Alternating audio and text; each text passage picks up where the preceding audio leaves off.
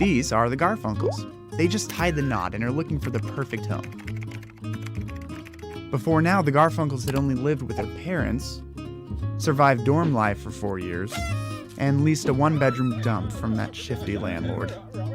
Now that they've found their dream home, they suddenly realize that this whole home buying process is more complicated than they thought.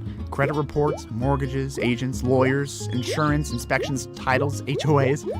That's a lot of transactions. Too many for them to keep up with by themselves. It's enough to make you want to go back to the days of bartering goods and services. But the problem with that is there's no safeguards to ensure that everyone keeps to their agreements. Well, that's where escrow comes in. What is escrow, you ask? Escrow's like the hub of a wheel that brings all of the parties together in a transaction.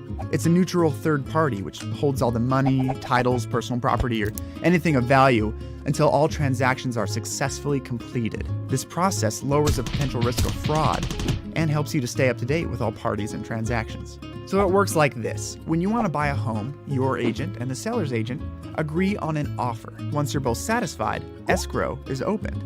Now this means that an escrow company receives all of the necessary information regarding your transaction.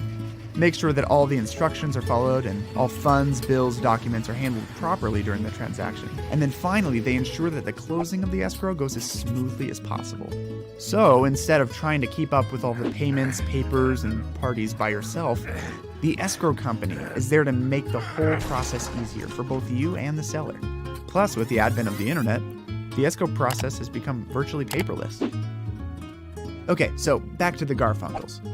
It's time for them to buy that new home, and now that they know a little bit more about escrow, they can feel relieved that they'll finally have a place that they can call their own. Now, if they could only find a mediator between them and their new neighbors.